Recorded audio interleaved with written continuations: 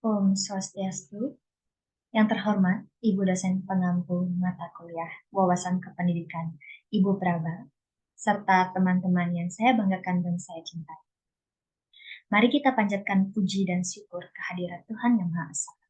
Karena atas segala kebaikan dan nikmatnya, kita bisa berkumpul dalam perkuliahan online kali ini. Pada kesempatan ini, kami dari kelompok 1 Wawasan Kependidikan akan mempresentasikan materi mengenai tokoh pendidikan Dewi Sartika. Berikut merupakan materi yang akan kami bawakan. Untuk materi yang pertama, yaitu biografi Dewi Sartika. Materi yang kedua, yaitu pandangan Dewi Sartika terhadap pendidikan. Materi yang terakhir, yaitu implikasi Dewi Sartika terhadap dunia pendidikan. Sebelum kami membawakan materi kami, izinkan kami memperkenalkan diri terlebih dahulu. Perkenalkan, nama saya Putu Febri Valentina Griadi dengan NIM 2212021014 bersama teman saya.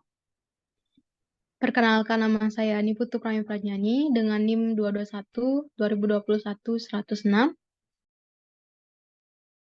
Perkenalkan, nama saya Gusta Agung Indira Penyaswari dengan nomor induk mahasiswa 2212021141. Dan perkenalkan, nama saya Pasya Rafi Kurniansyah dengan NIM 22120021180.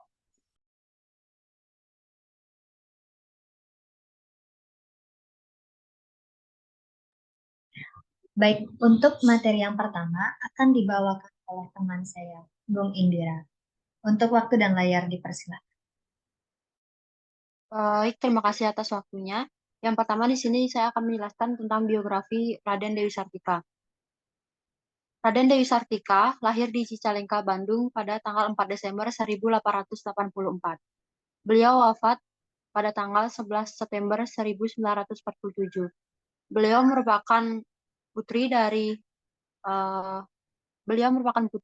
dari pasangan suami istri, yaitu ayah dengan nama Raden Rangga Somanegara dan juga dari ibu Raden Ayu Raja Permas. Dan untuk suami beliau sendiri, Raden Dewi Sartika memiliki seorang suami yang bernama Raden Kanduruhan Agah Suryawinata. Kemudian akan saya lanjutkan dengan perjalanan pendidikan Raden Dewi Sartika. Bisa dilanjut ke next slide.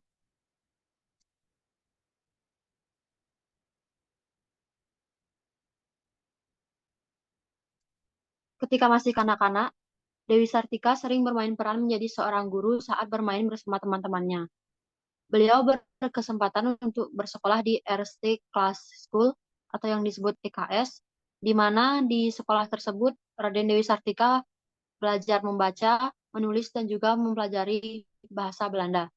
Namun sayangnya ia harus putus sekolah karena ayahnya terseret dalam pusaran politik yang berakhir pada pembuangan ayahnya ke Ternate, sehingga mengakibatkan harta keluarga Raden Dewi Sartika pun disita. Kemudian setelah kedua orang tua Dewi Sartika meninggal, Dewi Sartika diasuh oleh pamannya yang merupakan kakak kandung dari Nyi Raden Ayu Raja Permas. Patih Arya, yaitu merupakan paman Dewi Sartika, merupakan seorang patih di Cicalengka. Dari pamannya tersebut, Dewi Sartika meningkatkan ilmu pengetahuannya terkait adat budaya Sunda. Seorang asisten residen berkebangsaan Belanda juga telah mengajarkannya tentang budaya dan juga adat dari bangsa Barat. Kedua orang tua Dewi Sartika memang sudah mengenalkan pendidikan sejak kecil, meskipun hal tersebut bertentangan sebenarnya bagi perempuan di masa tersebut. Pasca kemerdekaan, kesehatan Dewi Sartika pun mulai menurun, dan ketika terjadi agresi militer Belanda dalam masa Perang Kemerdekaan, terpaksa ikut mengungsi ke Tasikmalaya. Dewi Sartika kemudian wafat pada tanggal 11 September 1947 di Cineam dan beliau dimakamkan di sana. Setelah keadaan mulai aman, makam Dewi Sartika pun dipindahkan ke Jalan Karanganyar, Bandung.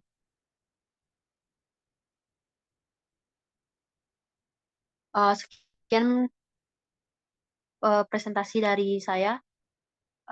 Bisa dilanjut mohon maaf, saya kembalikan ke moderator. Baik, terima kasih atas paparan materinya, Bung Indra. Untuk materi selanjutnya akan dibawakan oleh teman saya, Pram. Waktu dan layar dipersilakan. Baik, di sini saya akan menjelaskan tentang pandangan Dewi Sartika terhadap pendidikan, terutama di Indonesia. Jadi pada masa pemerintahan Hindia Belanda, pendidikan hanya diberikan untuk perempuan Eropa yang dimana syarat masuk sekolah tersebut harus dapat berbicara menggunakan bahasa Belanda.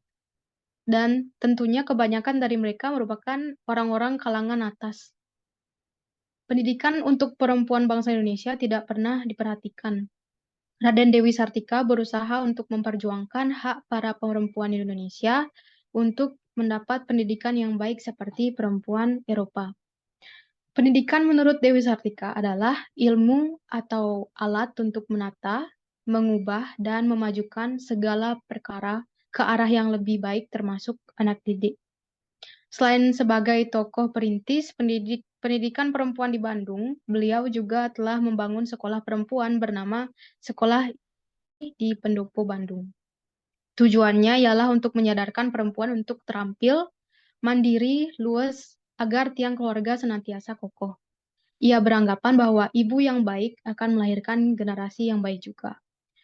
Dewi Sartika selalu menjunjung potensinya dalam bidang pendidikan. Beliau sering memperagakan praktik di sekolah, mengajari baca tulis dan bahasa Belanda kepada anak-anak pembantu di Kepatihan. Hal-hal yang tersebut didorong oleh pamannya juga, yaitu Bupati Martanegara yang memiliki keinginan yang sama. Baik, sekian penjelasan dari saya kembalikan kepada moderator. Terima kasih. Baik, terima kasih atas paparan materinya, Prami. Untuk materi terakhir akan dibawakan oleh teman saya, Raffi. Waktu dan layar dipersilakan. Ya, terima kasih atas waktunya. Kali ini saya akan membahas tentang implikasi Dewi Sartika dalam dunia pendidikan. Dimulai dari poin-poinnya, yaitu pada tanggal 16 Januari 1904, Dewi Sartika mendirikan sekolah untuk kaum perempuan atas izin dari Bupati Bandung. Saat awal dibuka, ada 20 murid yang ingin belajar di sekolah tersebut.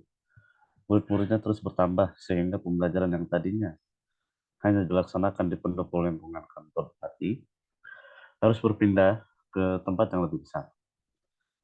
Beberapa tahun kemudian, sekolah tersebut berganti nama menjadi Sekolah Keutamaan Istri. Sekolah ini bertujuan untuk mencerdaskan kaum perempuan sehingga terciptanya kesetaraan pendidikan antara laki-laki dan perempuan.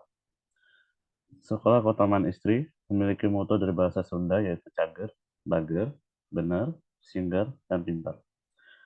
Yang artinya sehat, baik hati, benar, mawas diri, dan juga pintar. Di sekolah ini, murid tidak hanya belajar baca, tulis, dan bahasa saja, namun beberapa keterampilan lain seperti menjahit. Sekolah-sekolah yang tersedia saat itu hanya diperuntukkan untuk golongan priai atau mereka yang mapan. Sedangkan golongan lain sulit untuk mendapatkan akses tersebut.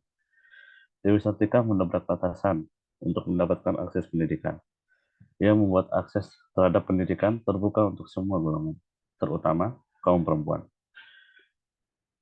Oleh karena itu, sekolah ini menginspirasi banyak orang.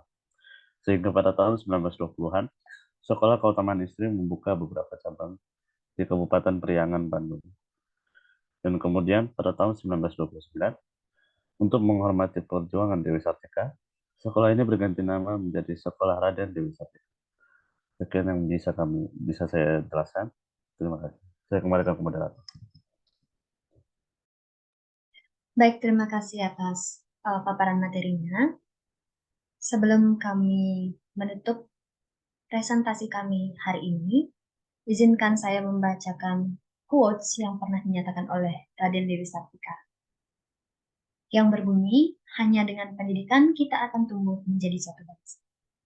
Berhubung hari ini merupakan tanggal 4 Desember, kami mengucapkan selamat hari kelahiran Dewi Sartika. Semua jasa-jasa beliau akan selalu kami kenang. Baik, sekian paparan presentasi yang dapat kami laksanakan. Akhir kata saya tutup dengan Param Santi. Om Santi Santi Santi. Terima kasih.